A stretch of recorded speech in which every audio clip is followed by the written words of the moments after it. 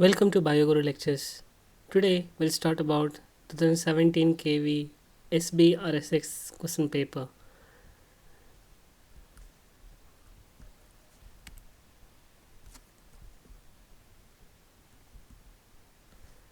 Let us begin with a thought. One way to keep momentum going is to have constantly greater goals. As a student, we should always keep a momentum. I used to observe many students cannot maintain the status earlier they have achieved. It could be a rank or it could be a knowledge level. But I emphasize on the knowledge level. Keep increasing momentum with keeping new goals of learning. First question, the resting membrane potential of neuron is approximately. This is very important part to solve this question. If you see here, the membrane potential in millivolts is minus 70. Here itself it says resting membrane potential. When there is no stimulus created, this is going to be minus 70. When the depolarization occurred, then repolarization occurred, it's going to come below the resting potential. So the answer will be minus 70 millivolts. Amphimixis. Biology is all about understanding the language. Amphi means two, mixis means mixing each other. If you understand, option B has the pronuclei from male and female gametes fusion is called as amphimixis.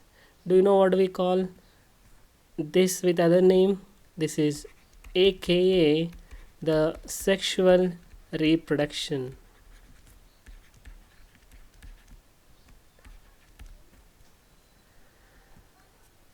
Activation of sympathetic nervous system. We know that the ANS, autonomic nervous system, is also an important in the central nervous system. You see here there are two parts. One is called the sympathetic nervous system and parasympathetic nervous system.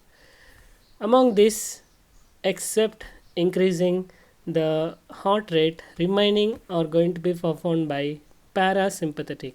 Sympathetic is the one which is going to induce the action, and parasympathetic is going to compromise or going to decrease the function. Next question, at physiological temperature, sterols, remember steroids, in biological membranes. If you recall correctly, the last chapter of class 11 biology, this has two mechanisms. The sterols are going to enter into biological membranes because their recognition site is located inside the cytoplasm. Because of that, they have a free pass to pass through the biological membranes. Here, if you notice, the sterols entry will have increase their fluidity, whereas the cholesterol is going to decrease the fluidity. Hence, the correct answer is A. Which one of the following is heteropolysaccharide? The beauty of biology, hetero, many, poly means many sugars. Many sugars are combined to form one carbohydrate, that is nothing but hyaluronic acid.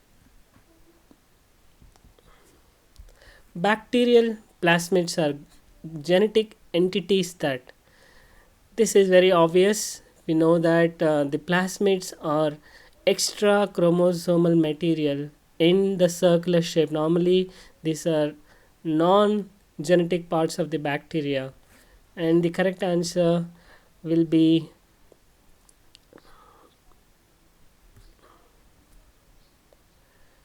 these are capable of independent replication.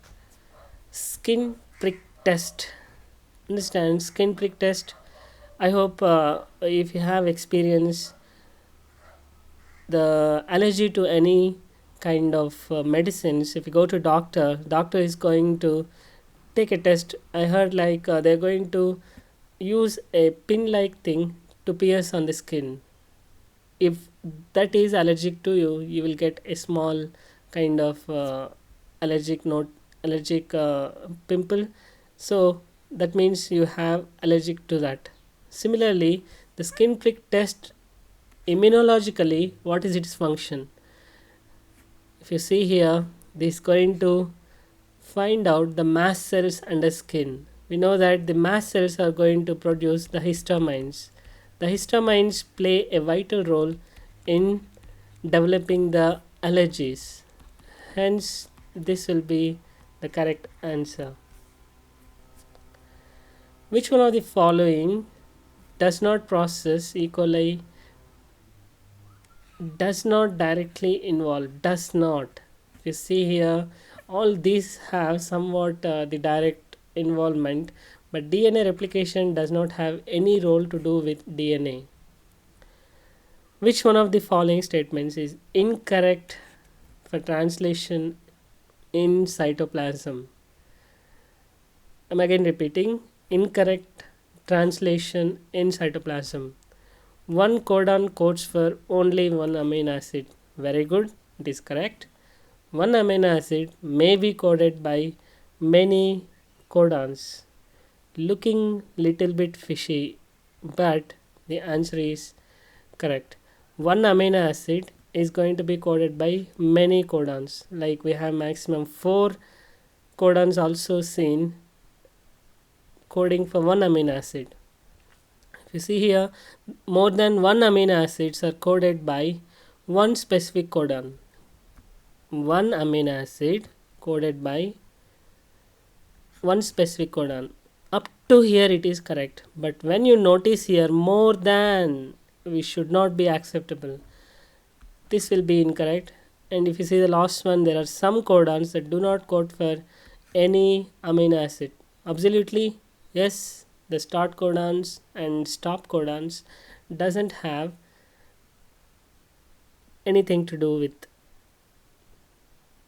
I'm sorry, it will be only stop codons. Welcome to genetics.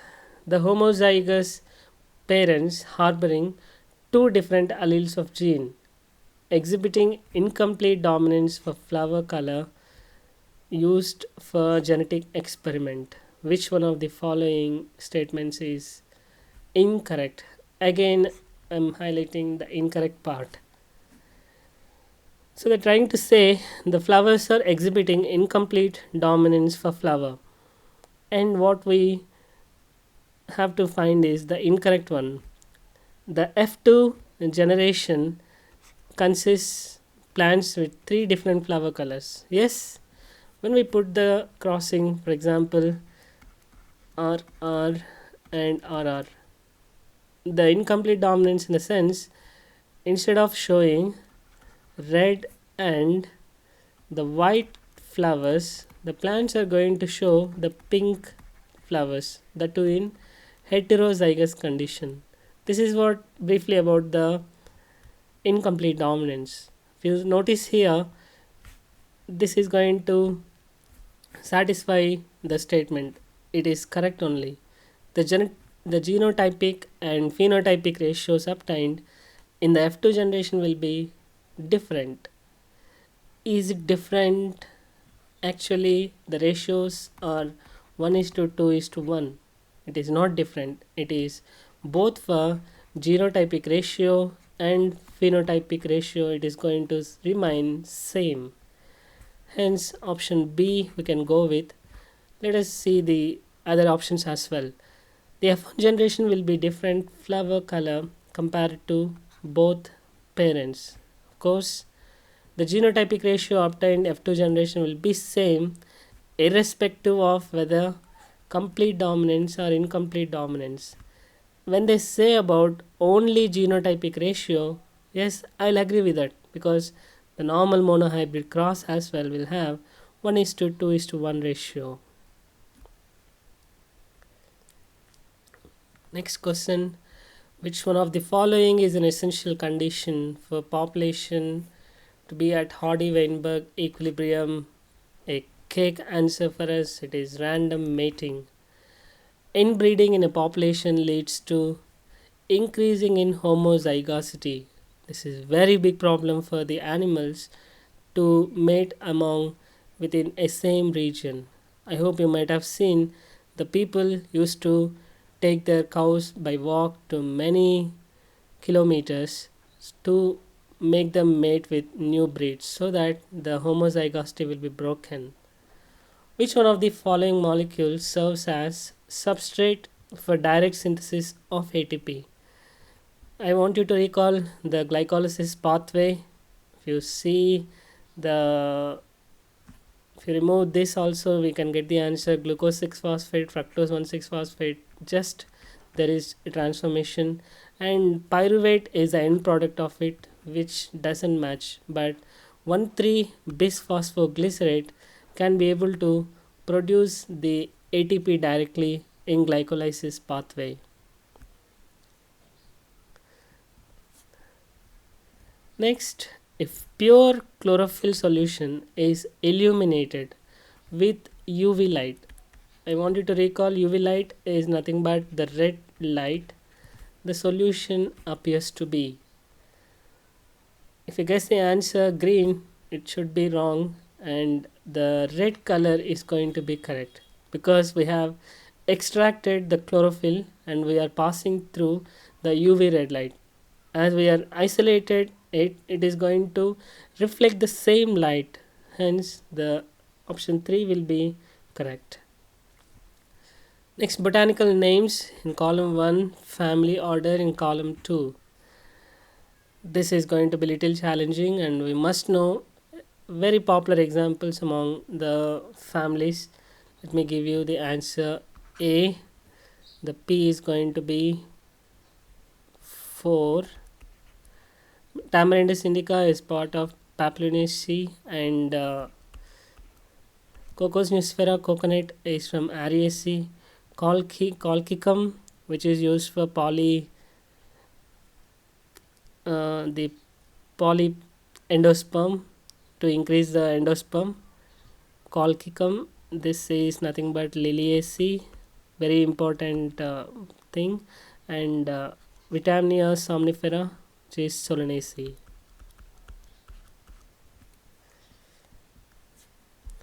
Nitrogen fixation is inhibited by oxygen.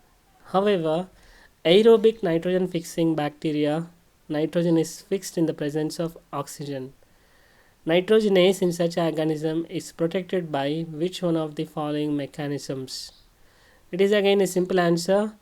We know that the leg hemoglobin, what is the function of leg hemoglobin, what is the color of it, is very important. This will be in pink color.